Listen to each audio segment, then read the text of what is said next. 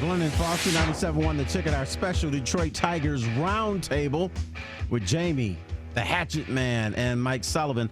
And we want to get smarter. You're going to get smarter? No, we want to make this smarter by bringing in our next guest, somebody who actually knows something about baseball. Well, unlike the four of us. Well, he's on the inside, and we're talking to Jason Beck, DetroitTigers.com, MLB.com. Welcome to the show, Jason. How's everything going? Good. Should I be sitting at a round table for this? Or you guys got that taken care of? Or we probably should have brought you in and given you a little seat or something like that. That would have been fun. We had a uniform for you to wear, Jason, but Terry cut it up with scissors because he didn't like the way it looked for some reason. Oh, no, you didn't. Oh, I see what you did there. Oh, yeah. Oh. Yeah. Oh, boy. Well, Jason. Yeah, the collar wasn't comfortable. No, it wasn't. Jason, we've been talking about a lot of things pertaining to Tigers, some things that Al Avila said, Brad Ausmus, the usual suspects and everything, because I just think a lot of things have happened. But the one thing I wanted to ask you, and this is maybe a broad-ended question, but since you're there, every day and dealing with players, managers, and whatever, if you had to say, will you stop that? That was unnecessary. That's his job. No, but if you had to tell us the state of the Tigers address, what would you say? You know what? It just feels like they've been up and down and kind of ended up right at that. They've settled in this spot like 4, 3, 5 games over 500, and they waver, maybe a few games around, but they're middling right now. And they're one of those teams that you keep waiting to see if they make a definitive move in one direction or the other, and you get signs in both directions, and it still hasn't happened. And you just wonder if it's going to happen or if it's going to be like this most of the way.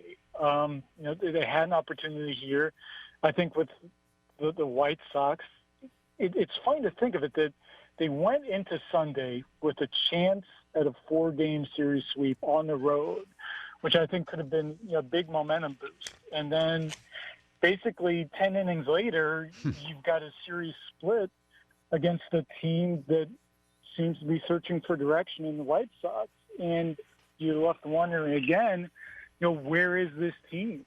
And I think at some point, whether it's now or in the near future, you kind of have to determine that, whether this is the team that they are, that they're this team that just is like just over 500, good enough to stay on the fringe of the race, maybe not enough to compete with the guys at the top. They still have a chance to make a switch in direction, but it's got to happen pretty soon here.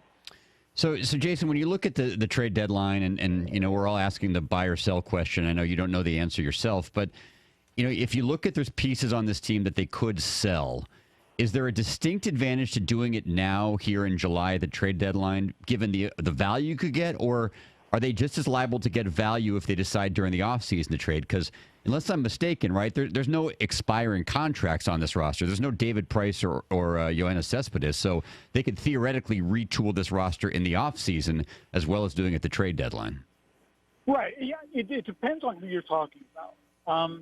With Francisco Rodriguez, Cameron Maben, if you were going to want to deal him, those are guys with options for next year where there's enough flexibility. If you wanted to swing a deal, if you wanted to sell everything you possibly could, you could swing deals for those guys, especially a guy like K-Rod, probably with a little trouble because there's flexibility there. When you start getting into longer-term deals, even contracts for next season, and guys with higher salaries, that's where it becomes more complicated, and it usually requires enough flexibility, enough time that you're better off trying something like that in the off-season where teams that would be interested can make other moves to try to free up money, or you can get into more serious conversations about how to handle the financing on something like that. So, if you were really going to blow everything up, so to speak, and start over, that would be more of an off-season conversation, I think, than a July 25th through 31st conversation. Right. We're speaking with Jason Beck from DetroitTigers.com. And, Jason, this question might be a little bit silly to you, but we get this question quite a bit. Why is Anibal Sanchez still pitching? Or start as a starting pitcher. How about that? Still starting as a pitcher. Because right now they haven't gotten Zimmerman and Norris back at the as soon as they would have liked, and at this point they don't really like the other option. I think to some degree that's the case they find themselves in, that they don't want to have to call up another guy from Toledo. They don't want to start Buck Farmer. They feel like as much as Sanchez has struggled, that if you can get an outing like he gave you against Minnesota, that you feel like you got a chance to win. Or if he gets lit up, you don't feel like you're doing long-term damage to the guy.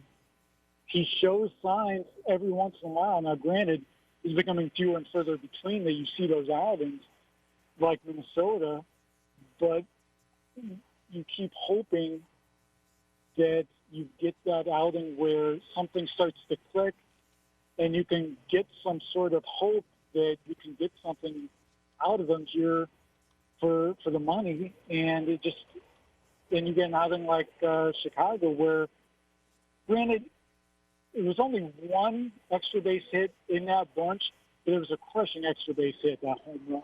And that was really what kind of doomed them. And in hindsight, when you look at the rally they put on in the ninth, you wonder if that could have been a game-winning rally, if not for what happened there with the beginning with Anibal.